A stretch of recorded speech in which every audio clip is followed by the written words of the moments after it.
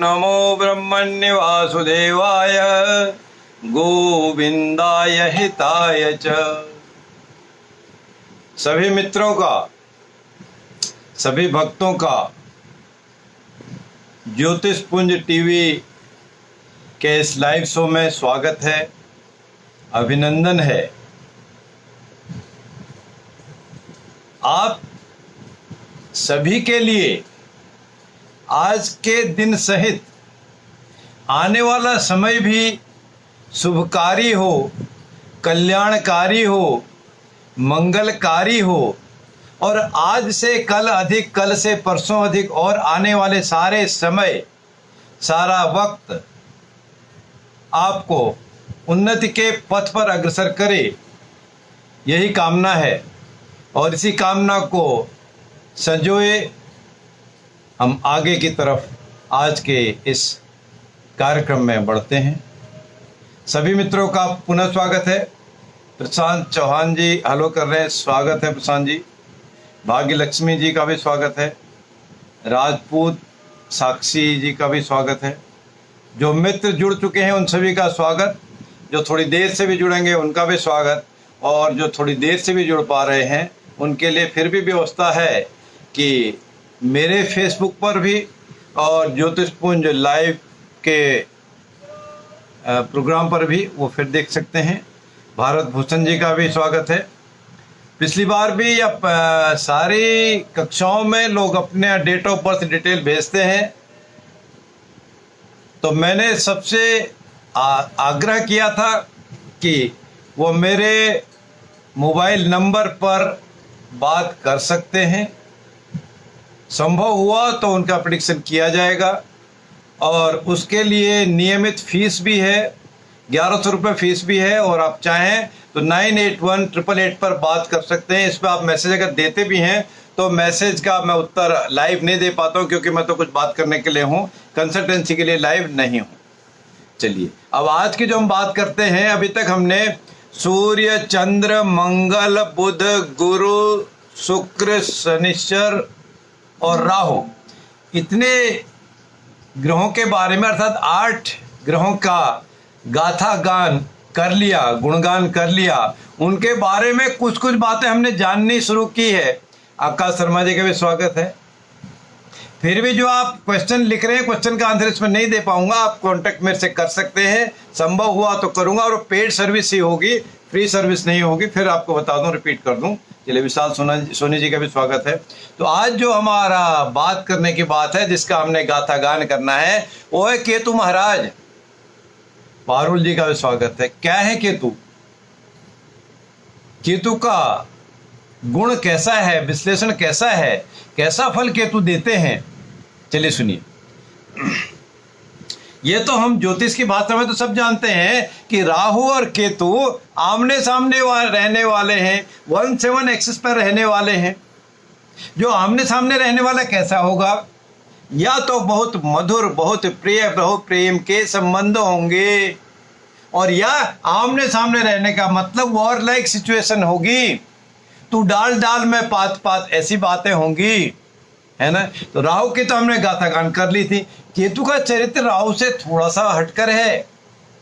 ज्योतिष की भाषा कहें, ज्योतिष में केतु को मंगल महाराज की तरह माना गया है। मंगल का कैरेक्टर कैसा है?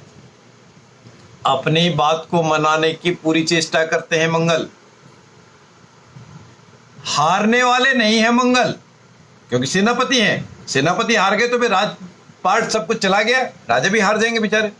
और जिस भाव में स्थित होते हैं, उस अगर किसी प्रभाव में न हो, बुध और राहु की तरह ही केतु भी इंडिपेंडेंट उसी भाव के फल देते हैं, उस भाव के स्वामी के फल देते हैं।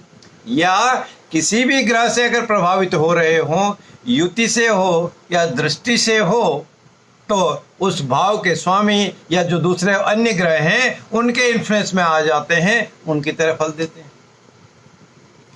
अब आज हम विचार करेंगे इन केतु महाराज के 12 भावों में कैसे फल हों, और अगर समय ने साथ दिया या हमारे पास समय उपलब्ध हुआ, अवेलेबल रहा, तो क्योंकि हम आधे घंटे का इसमें चर्चा करते हैं, अगर समय रहा तो फिर मैं बाकी ग्रहों के साथ भी केतु के कैसे संबंध होते हैं इनकी बात भी करूंगा। चलिए आज सबसे पहले बात करते हैं, यदि लग्न में केतु हूं, अब मैं जो विश्लेषण कर रहा हूं, बात आपसे कर रहा हूं, वो कैसे कर रहा हूं, यह मान के काल्पनिक रूप से वास्तविक रूप से जैसा भी आप कहें कि उस भाव में वो अकेले स्थित हों तो क्या फल देंगे। लग्न में अगर केतु हो, अब केतु का कैरेक्टर क्या है, केतु का जो शरीर है वो केवल धड़ है, गर्दन से नीचे का ही भाग है। संजय जी का भी स्वागत है, तो सीमा खंडेलवाल जी का भी स्वागत है। तो केवल धड़ ही धड़ है, तो अर्थात उनका नेत्र नहीं है केतु के। अब अंजनी कुमार जी का भी स्वागत है। अगर नेत्र नहीं है, मस्तिष्क नहीं है, श्रवण शक्ति, सुनने की शक्ति नहीं, क्योंकि कान भी नहीं है और मुख भी नहीं है, भोजन की भी व्यवस्था करने के लिए उनके पास नहीं है और बोलने के लिए भी नहीं है, आंख, नाक, कान, मुंह, जिह्वा, ये इंद्रियां नहीं है, तो कुछ डेफिशिएंसी है केतु महाराज में है। और ये हम सब जानते हैं, हमारे शारीरिक लक्षण जो हम पढ़ते हैं सामुद्रिक शास्त्र, पामस्त्री या शरीर विज्ञान जो भी उसको कहें, समुद्र ऋषि का बनाया हुआ ज्ञान जो इसको समुद्रिक शास्त्र कहते हैं, आजकल जो शॉर्ट में चलता है पामस्ट्री जिसको हम इंग्लिश में यूज करते हैं, उसका क्या रिजल्ट है, उसके कंपैरिजन में ज्योतिष के साथ मिला के अगर हम बात करते हैं, पढ़ते हैं, तो केतु क्या करते हैं, जब ये मुख्य इंद्रियां नहीं है, जय महादेव कन्हैया जी, तो तब वो क्या करते हैं, वो तो अपने किसी भी चीज में लीन है, तल्लीन है, मगन है केतु महाराज। और जब लग्न में बिना किसी प्रभाव के केतु होंगे, उनको ना तो सुनने की जरूरत, क्योंकि सुनते देखते कान नहीं, ना उनको भोजन की जरूरत, मुंह भी नहीं है, ना बोलने की जरूरत क्योंकि वाणी भी नहीं है उनके पास, और ना कोई अच्छी या बुरी गंध की भी सुनने की, सूंघने की शक्ति नहीं है, नाक भी नहीं है, देखने के लिए कान भी नहीं है, मस्तिष्क भी नहीं है, चेहरा भी नहीं। तब वो जैसे थे वैसे ही, अर्थात सावन के अंधे को हरा ही हरा दिखता है, कि कहावत है ना। तो मैं लग्न में अगर किसी बिना प्रभाव के केतु होते हैं तो वो मनमानी करने वाले होते, जैसे थे वैसे ही रहेंगे, वो उनमें फ्लेक्सिबिलिटी नहीं होती। या दूसरा वर्ड अगर मैं कहूँ, अडामेंसी होती है, अड़ियलपन होता है, फर्मनेस होता है। ओम प्रकाश जी फिर आप डिटेल दे रहे हैं, ये डिटेल आप मेरे फ़ोन पे बात कर सकते हैं कंसल्टेंसी, पेड कंसल्टेंसी के साथ, और फ्री की सर्विस भी नहीं है, और इसमें अवेलेबल मैं आपको कंसल्टेंसी नहीं दे पाऊंगा क्योंकि लाइव के लिए मेरे पास ये बात करने के लिए केवल है, कंसल्टेंसी नहीं है। चलिए, तो फिर से केतु अगर लग्न में हो तो अपनी मनमानी करने वाले, अड़ियल वर्ड थोड़ा सॉफ्ट, अगर अटपटा भी लगता हो, ढीठ भी एक वर्ड है, मीन्स फर्मनेस है, प्रतिबद्धता है किसी भी चीज के लिए, ये केतु का कैरेक्टर है। और वैसे केतु का कैरेक्टर पराशर ऋषि ने बताया है, महर्षि पराशर ने बताया है कि वो मंगल की तरह है, तो ताकतवर भी है, हार मानने वाले नहीं है। तो जब तक हार नहीं मानेगा और अपना जो उसने ठान लिया, जैसा सोचा है, विचारा है, जैसा दिख रहा है, मिल रहा है, वैसा ही करेगा। परिवर्तन पसंद नहीं करने वाले केतु होते हैं अगर लग्न में केतु हो तो, ठीक है। अब अगर द्वितीय भाव में हो, क्योंकि हमने तो 12 भावों से व्याख्या करनी है, द्वितीय भाव में अगर केतु हो तब वो क्या फल देंगे। द्वितीय भाव के केतु, द्वितीय भाव क्या बताता है हमको, धन, पैतृक धन, परिवार, वाणी, भोजन, है ना। तो भोजन तो करते नहीं, वाणी उन पे करते नहीं, और देखने की उनमें शक्ति नहीं है, तो उस द्वितीय भाव का वो क्या करते हैं, द्वितीय भाव के फलों में कमी करते हैं। भाई जिसमें ये हमारे पास आँख,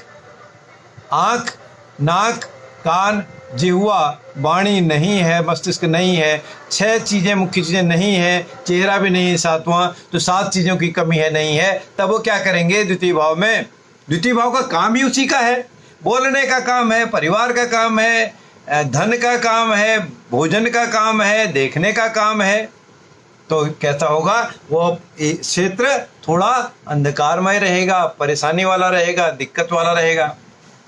एक बात मैं आखिर में सारे भावों की बताऊंगा कि केतु के विशेष फल क्या हैं। अब तीसरे भाव में अगर केतु हो, पराक्रम का भाव है, भाई बहनों का भाव है, भाई बहनों में कमी, भाई बहन होने में दिक्कत, और पराक्रम वो ब्लाइंड है, चाहे सामने से हथौड़ा चल रहा हो वो अपना पराक्रम दिखा देंगे।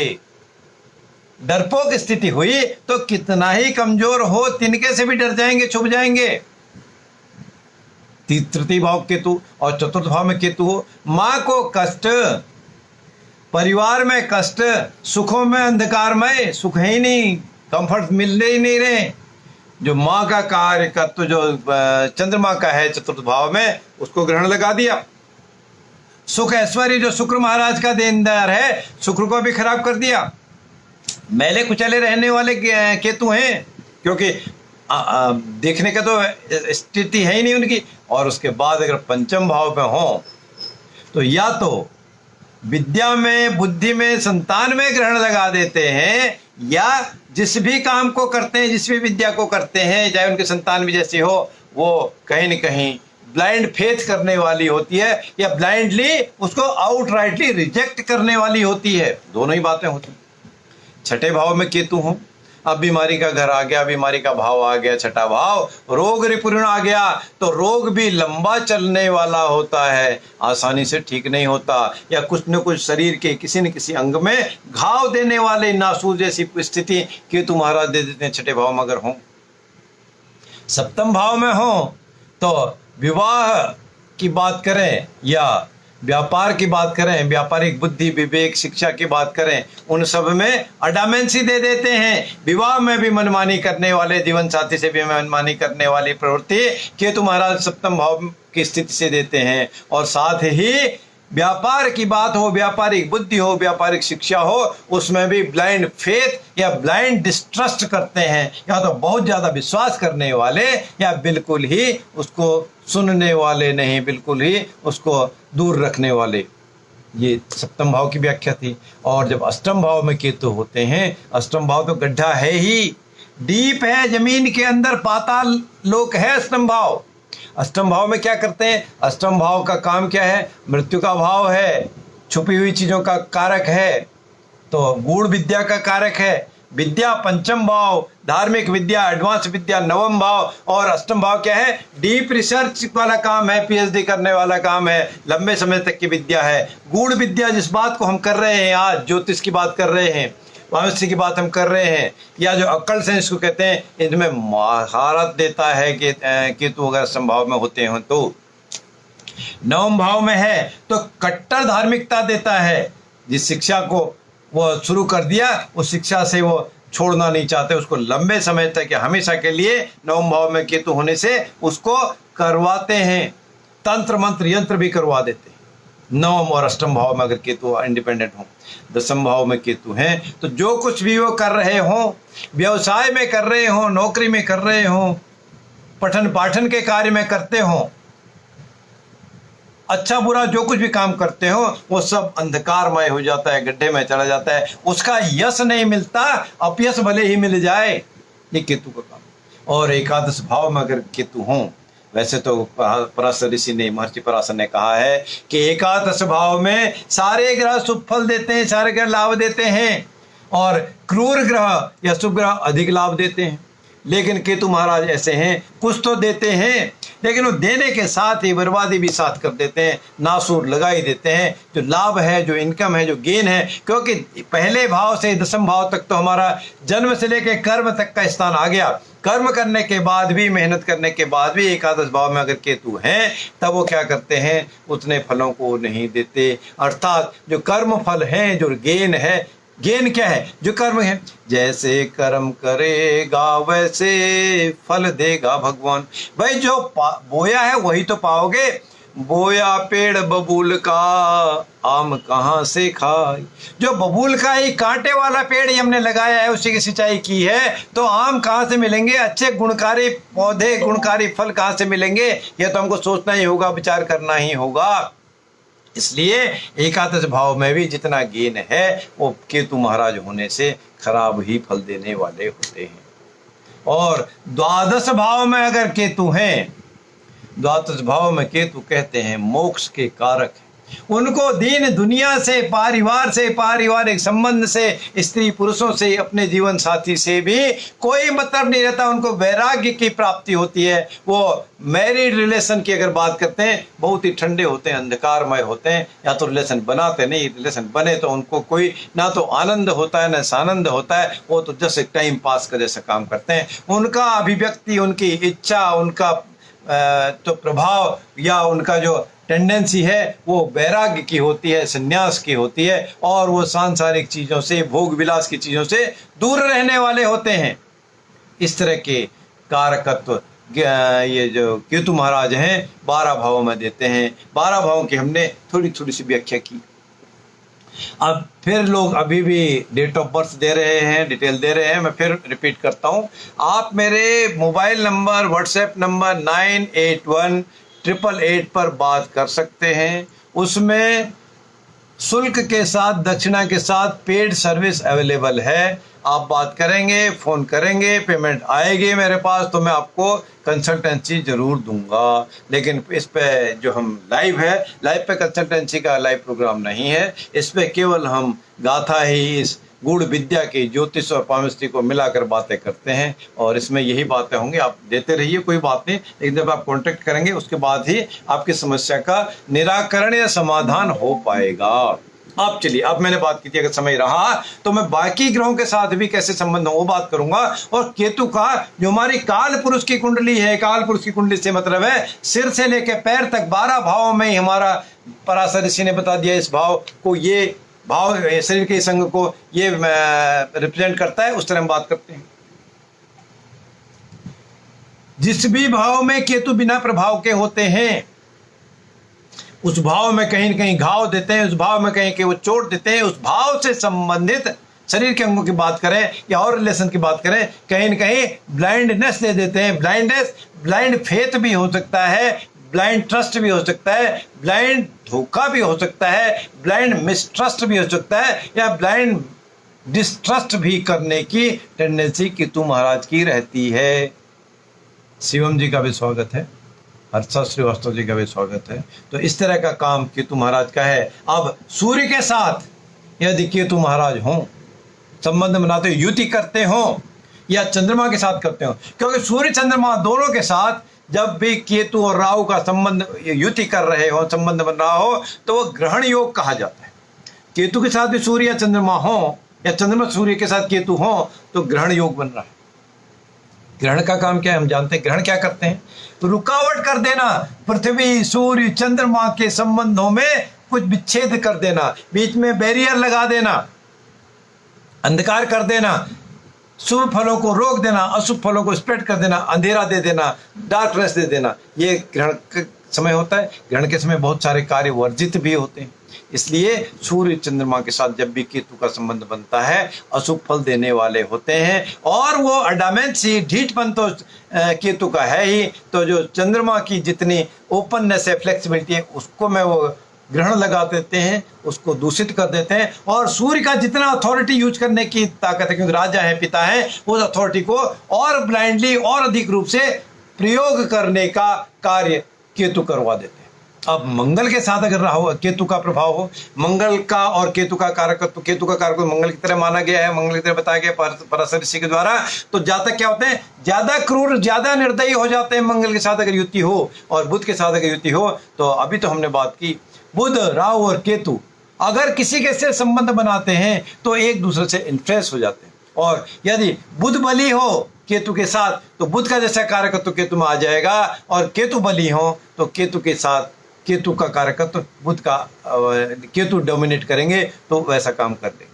बली निर्बल देखने के लिए हमारे ज्योतिष में आकलन हम करते हैं, पामिस्ट्री में आकलन करते हैं। तो बुध के साथ ये बात थी। गुरु महाराज के साथ यदि देवगुरु बृहस्पति के साथ केतु की युति हो, गुरु क्या है? न्याय के देवता है, धर्म है, धर्मांध है, गुरु हैं, शिक्षक हैं। और आज तो शिक्षक दिवस भी है। आप सभी को शिक्षक दिवस की भी शुभकामनाएं। अलका रानी जी का भी स्वागत है, आप प्रणाम कर रहे हैं। आपको बहुत बहुत आशीर्वाद। भगवान आपकी मंगलमय यात्रा को और अधिक सुखकारी शुभकारी बनाए। तो यह बात मैं सबके लिए कह रहा हूँ, केवल अलका जी के लिए नहीं, सभी के लिए ये मेरी इच्छा है, अभिनंदन है, स्वागत है, आशीर्वाद है। और गुरु महाराज के साथ जब केतु संबंध बनाते हैं तो गुरु महाराज क्या करते हैं, न्याय, धर्म, धार्मिक और देवगुरु भी हैं। तो केतु तो अंधे हैं, तो गुरु भक्ति को बढ़ाने वाले होते हैं, गुरु के प्रभाव को बढ़ाने वाले होते हैं, और गुरु ईगो के भी कारक हैं। कभी कभी उनमें घमंड भी आ जाता है, ये केतु का कार्य है। शुक्र महाराज के साथ अगर केतु का संबंध बनता हो, युति होती हो, तो शुक्र तो साफ सुंदर हैं, चमकीले हैं, भड़कीले हैं, भोग विलास वाले हैं, और केतु महाराज तो गड्ढे में पड़े रहने वाले अकेले अंधे हैं। तब शुक्र की शालीनता को कम करते हैं। करण जी का भी स्वागत है, अंजू सजावत राजावत जी का भी स्वागत है। और शुक्र के जितना साफ सफाई भोग विलास है, सभी चीज़ों को खराब करने वाले हैं। ये केतु का काम शुक्र के साथ है। और शनि महाराज के साथ यदि केतु का प्रभाव बढ़ जाए, शनि कैसे हैं, बिल्कुल कूल हैं, शांत हैं। शांत तो केतु भी हैं, लेकिन केतु का प्रभाव मंगल की तरह है, तो एक मंगल का प्रभावकारी, और दूसरा साक्षी खारिजे का भी स्वागत है, और दूसरा शांत शनि महाराज, तो दोनों के संबंध तो खराब हैं। लेकिन धर्म में गुरु की तरह अंधभक्ति देने वाले, अंधा अनुसरण करने वाले, अनुकरण करने वाले, ब्लाइंड फेथ करने वाले शनि के साथ संबंध बनाने में भी केतु का ये कारक है। अब राहु के साथ तो केतु महाराज की युति होती नहीं होती तो क्यों नहीं होती है, क्योंकि राहु और केतु आमने सामने ही रहते हैं, 1 से 1 एक्सिस पर ही रहते हैं, तो युति तो कभी नहीं होती। और दृष्टियां तो हमेशा ही आपस में परिवर्तन होती हैं राहु और केतु की, तो इसलिए उनका बहुत विचार हम संबंधों में नहीं किया जाता। तो ये थोड़ी सी गाथा हमारी केतु की 12 भावों की थी, और केतु की पूरे 8 ग्रहों के साथ संबंध थे, है ना। 8 में राहु के साथ तो डायरेक्ट संबंध और नहीं बनते, लेकिन जो 7 ग्रह हैं उनके साथ संबंध को अगर हो तो हमने उनकी गाथा का गुणगान किया। अब केतु का जो दशा का समय है, मंगल के बराबर दशा है, थोड़ी सी दशा है। सूर्य के बाद उन्हीं की दशा, सबसे कम दशा सूर्य की 6 साल, उसके बाद मंगल और केतु की दशा है। तो कुछ भी अगर होता हो, शुभ अशुभ जो भी मिलने वाला हो, केतु दशा का मैंने रेफरेंस इसलिए लिया, बाकी ग्रहों का हम नहीं ले रहे थे, तो वो कम समय के लिए देने वाले होते हैं।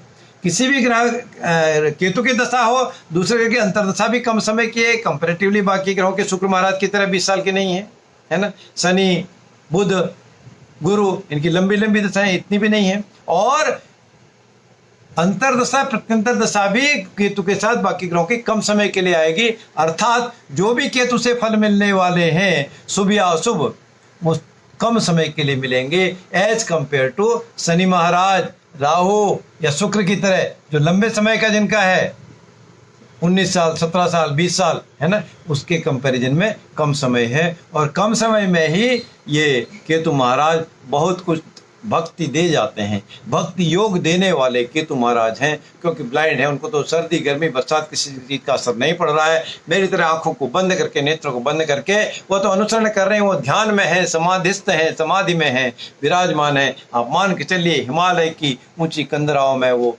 तो तप कर रहे हैं। जो तप करने वाला है, उसका अगर एक बार जब नेत्र खुलता है तो आशीर्वाद मिलता है, और वो आशीर्वाद हमेशा के लिए, सबके लिए नहीं मिलता, थोड़े समय के लिए, कम समय के लिए मिलता है। अनुज राजावत जी का भी स्वागत है, रिया अग्रवाल जी का भी स्वागत है। इस बीच में जितने भी मित्र जुड़े, सभी का स्वागत, सभी का अभिनंदन।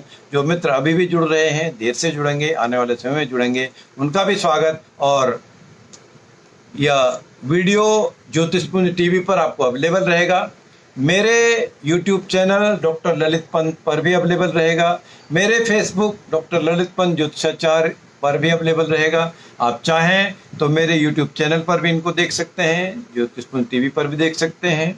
हाँ, एक बात मैं जाने से पहले, आज के लिए राम राम कहने से पहले एक बात फिर कह दूं, अभी भी जो लोग देर से जुड़े हैं वो अपने डेट ऑफ बर्थ दे रहे हैं, कुछ क्वेश्चंस को दे रहे हैं। शिवम जी, आपका धन्यवाद है, आप थम्स अप कर रहे हैं, आपका अभिनंदन है।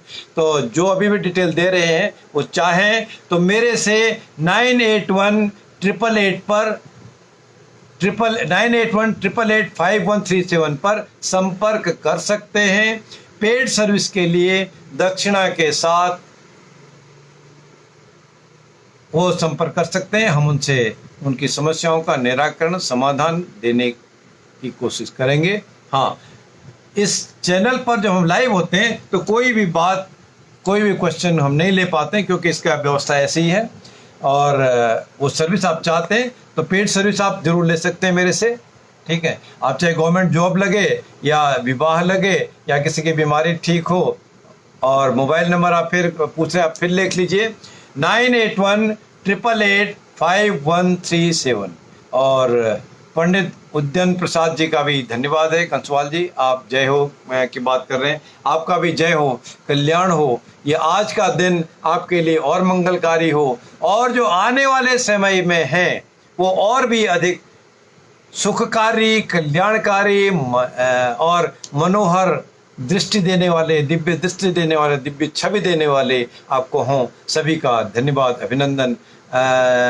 नमन सेठी जी का बहुत बहुत धन्यवाद, उन्होंने शेयर भी कर दिया शायद नंबर। और विवेक सिंह जाट जी का भी स्वागत है, आप डिटेल मेरी बात कर सकते हैं। आने वाले शनिवार को आप भूलें नहीं, प्रातःकाल ज्योतिषपुंज टीवी पर फिर लाइव रहूँगा। हाँ, आपको मेरी बातें अगर अच्छी लगती हों, सेल्फ इन्वेस्टमेंट के आजकल हम टॉक कर रहे हैं, तो कल प्रातः 9 बजे इसी समय मेरे फेसबुक पर लाइव आप फिर सुन सकते हैं। उसमें ज्योतिष की बात तो नहीं कर रहा हूँ, लेकिन ज्योतिष के साथ जो अपना व्यक्तित्व कैसे सुधारें, अपना भला कम से कम सबसे पहले हम कैसे कर लें, इसको हम बात कर लेते हैं। इसका भी कुछ बात करते हैं। आप मेरा फेसबुक पर भी लाइव देख सकते हैं, और यूट्यूब चैनल पर भी वो अवेलेबल रहते हैं। यूट्यूब चैनल पर भी आप देख सकते हैं। हेलो गीता जी, और फिर से आपका धन्यवाद। मुझे लगता है संजय अक्षर जी थोड़ा लेट से आए, आपने बहुत एक्सप्लेनेशन के लिए बात की, आप अप्रिशिएट किया, फिर से धन्यवाद, साधुवाद। आने वाले शनिवार को हम आपसे फिर रूबरू होंगे, तब तक के लिए जय श्री राम, जय श्री राम, जय श्री राम।